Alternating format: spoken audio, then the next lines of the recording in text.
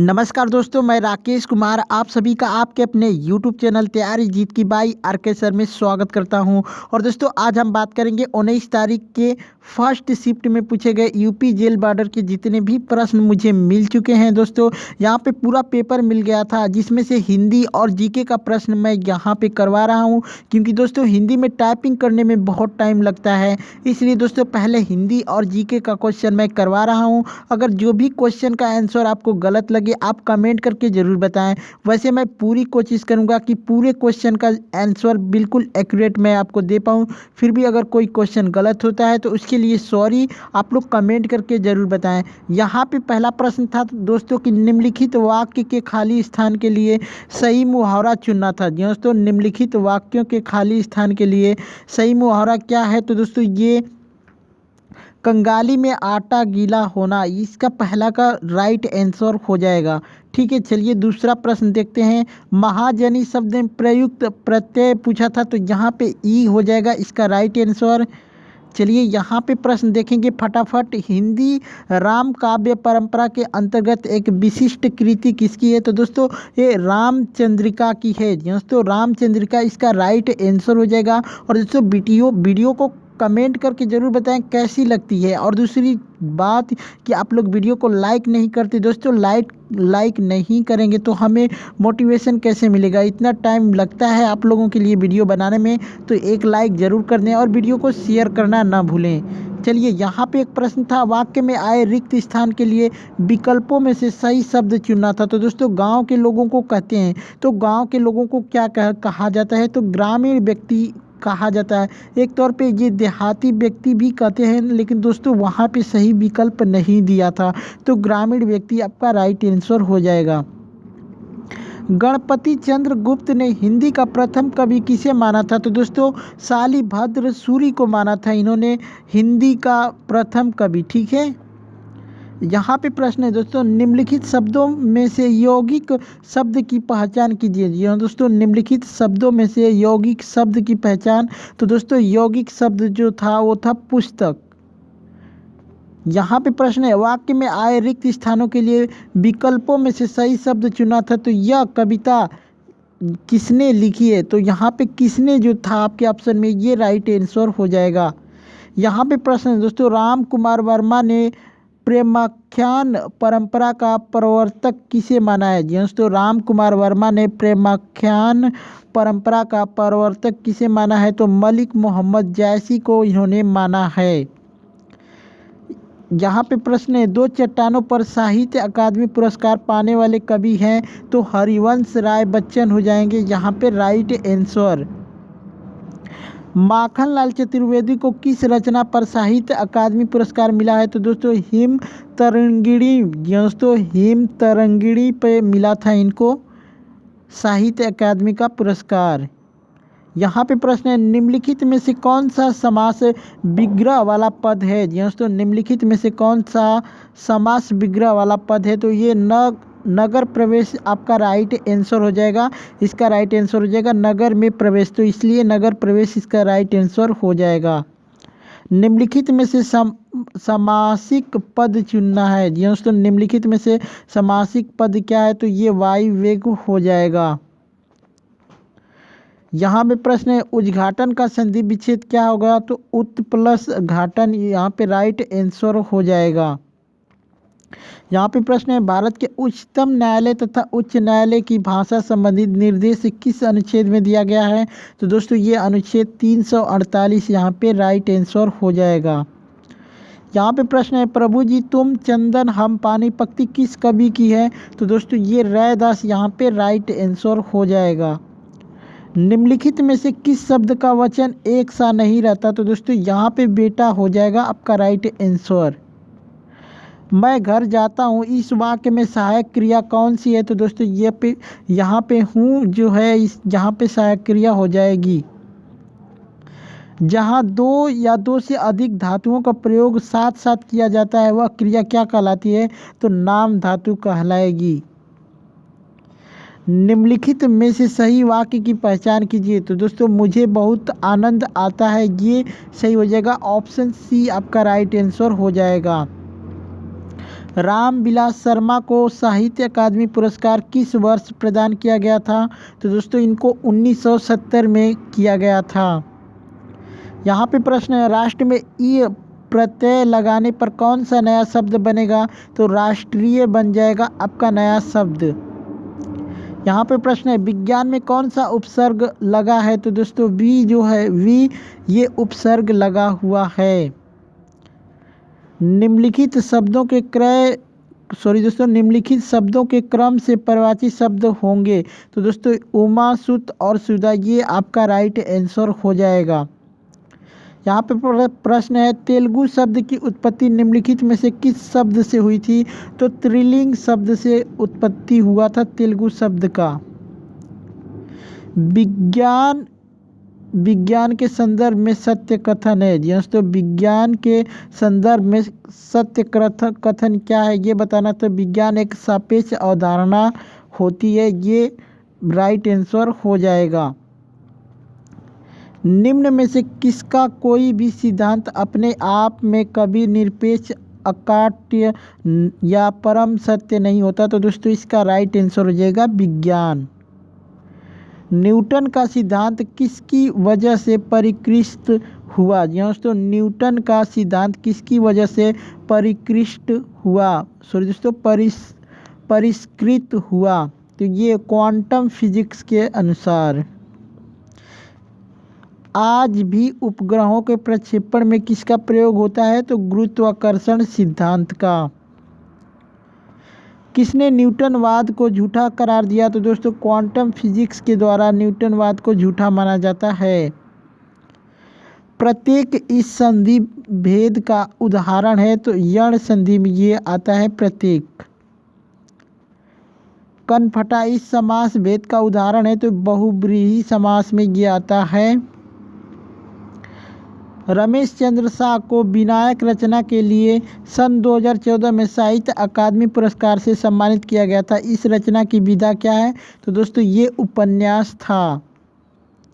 यहाँ पे हमेशा एक जैसा रहना अर्थ के लिए सही लोकोक्ति होगी। तो दोस्तों ये सावन हरे न भादो सूखे, ये राइट आंसर हो जाएगा।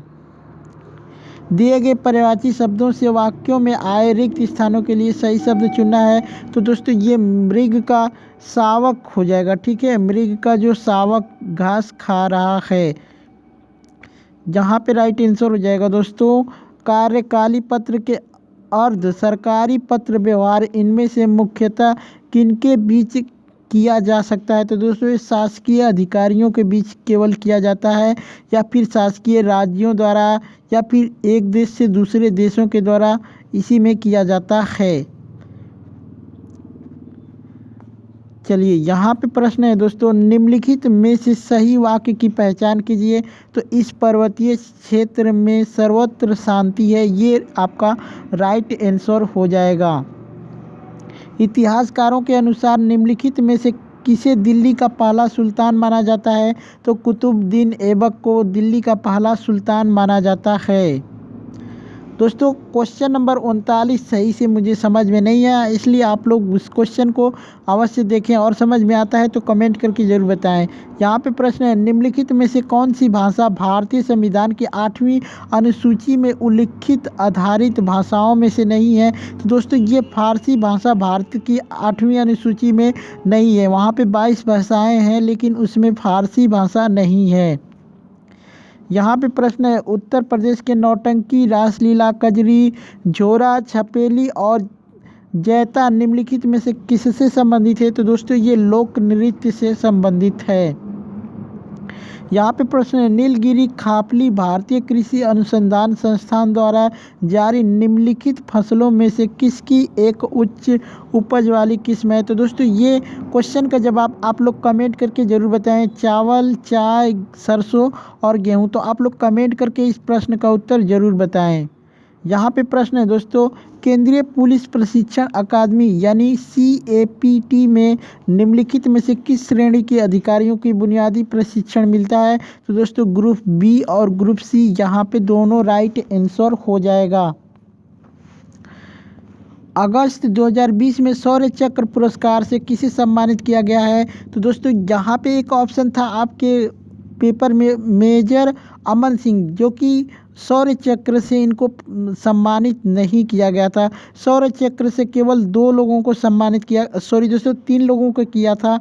उसका नाम यहाँ पे हवलदार आलोक कुमार दुबे और मेजर अनिल उर्स और लेफ्टिनेंट जनरल किशन सिंह रावत, इन 3 लोगों को ही शौर्य पुरस्कार दिया गया था। और दोस्तों बहुत से क्वेश्चन यहाँ पे गलत हैं जिसका ऑब्जेक्शन आप लगा सकते हैं, तो ये क्वेश्चन भी गलत ही दिया था। यहाँ पे मेजर अमन सिंह को दूसरा पुरस्कार मिला था, शौर्य पुरस्कार केवल 3 लोगों को ही मिला था 2020 में। चलिए यहाँ पे प्रश्न है, इथोपिया की मुद्रा क्या है? दोस्तों इथोपिया की मुद्रा क्या है? तो बिरर यहाँ पे राइट आंसर हो जाएगा।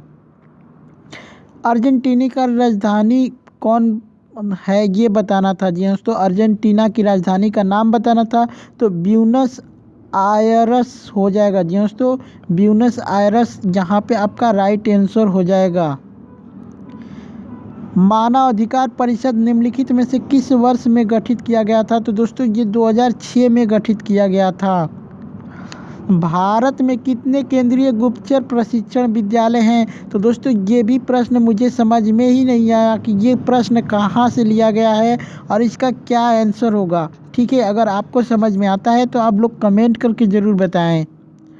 यहाँ पे प्रश्न है, प्रसिद्ध पुस्तक द कैलकाटा क्रोमोसोम निम्नलिखित में से किस लेखक द्वारा लिखा गया? तो दोस्तों ये अमिताभ घोष द्वारा लिखा गया है। यहाँ पे प्रश्न है दोस्तों, वायुमंडलीय सापेक्ष आर्द्रता को मापने के लिए उपयोग किए जाने वाला उपकरण निम्न अनुसार कौन सा है? तो दोस्तों ये हाइग्रोमीटर द्वारा मापा जाता है वायुमंडलीय सापेक्ष आर्द्रता को। यहाँ पे प्रश्न है दोस्तों, भारत में लोसांग त्यौहार ज़्यादातर हर साल दिसंबर के महीने में मनाया जाता है। यह त्यौहार भारत के किस राज्य से संबंधित है ये पूछा था। तो दोस्तों ये सिक्किम में मनाया जाता है सबसे ज़्यादा। यहाँ पे प्रश्न है दोस्तों, निम्नलिखित में से कौन से देश संयुक्त राष्ट्र सुरक्षा परिषद के स्थायी सदस्य हैं? तो स्थायी सदस्य जो कि अमेरिका, रूस, फ्रांस, ब्रिटेन और चीन हो जाएंगे। जो कि अगर वर्तमान में कितने सदस्य हैं? तो वर्तमान में 15 सदस्य हैं, जो कि हमेशा कम बेसी होता रहता है, लेकिन ये अस्थाई हैं, इनको कोई नहीं अलग कर सकता। चलिए यहाँ पे प्रश्न है, कुतुबुद्दीन ऐबक किस राजवंश का संस्थापक था? तो दोस्तों ये गुलाम वंश का संस्थापक था, जो कि दिल्ली का पहला शासक भी माना जाता है। यहाँ पे प्रश्न है, निम्नलिखित विकल्पों में से कौन मध्य प्रदेश में स्थित यूनेस्को की विश्व धरोहर स्थल में से एक नहीं है? तो दोस्तों ये भीमबेटका के शैलाश्रय, ये जो कि आपके यूनेस्को की श्रेणी में नहीं है, यूनेस्को की धरोहर में इसको शामिल नहीं किया गया है। यहाँ पे प्रश्न है, भारत में निम्नलिखित में से किस देश के साथ भूमि सीमा एक समझौते किया था जो जून 2015 में अनुसमर्थन पुष्टि या इंस्ट्रूमेंट ऑफ रेटिफिकेशन के आदान प्रदान के बाद लागू हुआ? तो दोस्तों इसका राइट आंसर हो जाएगा बांग्लादेश। यहाँ पे प्रश्न है, निम्नलिखित में से किस दिन को राष्ट्रीय एकता दिवस के रूप में मनाया जाता है? तो दोस्तों इसका राइट आंसर हो जाएगा 31 अक्टूबर को। यहाँ पे प्रश्न है, मानव तस्करी और जबरन श्रम पर रोक का उल्लेख भारतीय संविधान के किस मौलिक अधिकारों की किस श्रेणी में किया गया है? तो दोस्तों ये शोषण के विरुद्ध अधिकार, इसका राइट आंसर हो जाएगा। चलिए यहाँ मानव अधिकार उच्चायुक्त कार्यालय यानी OHCHR में 2006 के दौरान निम्नलिखित में से किस निकाय ने मानव अधिकार का आयोग की जगह ली? यहाँ पे प्रश्न दोस्तों एक बार फिर से पढ़ देते हैं, मानव अधिकार उच्चायुक्त कार्यालय में 2006 के दौरान निम्नलिखित में से किस निकाय ने मानव अधिकार आयोग की जगह ली थी? तो दोस्तों इस प्रश्न का राइट आंसर हो जाएगा मानव अधिकार समिति। यहाँ पे प्रश्न है, भारत में नोटबंदी कब हुई थी? तो दोस्तों ये 8 नवंबर 2016 को हुआ था। यहाँ पे प्रश्न है दोस्तों, मार्च 2020 में उत्तर प्रदेश सरकार द्वारा जारी आंकड़ों के अनुसार उत्तर प्रदेश के निम्नलिखित में से किस जिले में राज्य की GDP में अधिकतम योगदान दिया है? तो दोस्तों इसका राइट आंसर हो जाएगा नोएडा। यहाँ पे प्रश्न है दोस्तों, निम्नलिखित विकल्पों में से किससे भारत और चीन के बीच एक प्रभावी सीमा कहा जाता है? तो मैकमोहन रेखा को कहा जाता है। निम्नलिखित में से किस देश ने सबसे पहले जीएसटी लागू किया था? जी दोस्तों, निम्नलिखित में से किस देश ने जीएसटी को सबसे पहले लागू किया था? तो ये फ्रांस ने लागू किया था। यहाँ पे प्रश्न है, जून 2020 में भारत और चीन के बीच सीमा संघर्ष के बाद राष्ट्रीय सुरक्षा और गोपनीयता की चिंताओं का हवाला देते हुए भारत सरकार द्वारा कितनी चीनी ऐप को प्रतिबंधित किया गया था? तो इसका राइट आंसर हो जाएगा 59। चलिए यहाँ पे प्रश्न है, जनवरी 2020 में आंशुगंज और अखौरा के बीच 50.58 किलोमीटर लंबी सड़क को 4 लेन राजमार्ग में बदलने के लिए निम्नलिखित में से किस देश ने भारत के साथ एक समझौते पर हस्ताक्षर किया था? तो इसका राइट आंसर हो जाएगा बांग्लादेश। यहाँ पे प्रश्न है, 1913-14 में हुए ताना भगत आंदोलन के नेता कौन थे? तो जतरा भगत इसका राइट आंसर हो जाएगा। यहाँ पे प्रश्न है, भारतीय संविधान के राजनीति निर्देशक सिद्धांतों की अवधारणा निम्नलिखित में से किससे ली गई है? तो दोस्तों ये आयरलैंड के संविधान से ली गई है। चलिए यहाँ पे प्रश्न है, निम्नलिखित में से किसकी खेती भारत में जायद फसल के रूप में की जाती है? तो यहाँ पे आपका राइट आंसर हो जाएगा तरबूज। यहाँ पे प्रश्न है, निम्नलिखित में से कौन राजस्व विभाग का उच्चतर प्राधिकारी है? तो राजस्व सचिव आपका राइट आंसर हो जाएगा। यहाँ पर प्रश्न है, निम्नलिखित में से कौन भारत के प्रथम सर्वोच्च वीरता पुरस्कार परमवीर चक्र से सम्मानित हुए थे? तो मेजर सोमनाथ शर्मा जो कि प्रथम परमवीर चक्र से सम्मानित किए गए थे। यहाँ पे उस देश का नाम बताइए जिसके साथ भारत में अक्टूबर 2019 में दूध और दूध उत्पादों की आपूर्ति के लिए मेमोरेंडम ऑफ इंटरेस्ट यानी MOL पर हस्ताक्षर किया गया था। तो इसका राइट आंसर हो जाएगा श्रीलंका। यहाँ पे प्रश्न है, निम्नलिखित किस वर्ष में भारतीय IT अधिनियम 2000 में प्रमुख संशोधन किया गया था? जिसको निम्नलिखित में से किस वर्ष में भारतीय IT अधिनियम 2000 में प्रमुख संशोधन किया गया? तो इसका राइट आंसर हो जाएगा 2008 में। यहाँ पे प्रश्न दिए गए पुलिस के रैंक को निचले क्रम से उच्च क्रम में व्यवस्थित करना है। तो दोस्तों आपका C ऑप्शन जो है वो राइट आंसर हो जाएगा। यहाँ पे प्रश्न है दोस्तों, नोटबंदी से पहले अर्थव्यवस्था में 500 के नोटों की संख्या कितनी थी? तो दोस्तों इस प्रश्न का जवाब हमारे पास नहीं है, आप कमेंट करके ज़रूर बताएं। वैसे नोटबंदी से पहले 8 लाख करोड़ रुपए की राशि थी भारत में 500 और 1000 के नोटों की। ठीक है, क्वेश्चन नंबर अगला देखते हैं। निम्नलिखित कथनों को पढ़ें और सही विकल्प चुनें। तो आप लोग इस प्रश्न का जवाब कमेंट करके ज़रूर बताएं। यहाँ पे प्रश्न है दोस्तों, मानवाधिकार संधि निकायों के स्वतंत्र विशेषज्ञों का कार्यकाल कितने वर्षों का होता है? तो दोस्तों ये मुख्य रूप से 5 वर्षों का होता है, लेकिन आपके ऑप्शन में केवल 1, 2, 3, 4 करके दिया था, तो ये भी प्रश्न आपका गलत है। तो आप लोग इस प्रश्न के लिए ऑब्जेक्शन लगा सकते हैं। और दोस्तों आज की वीडियो बस इतना ही। आपको ये वीडियो कैसी लगी कमेंट करके ज़रूर बताएँ। धन्यवाद।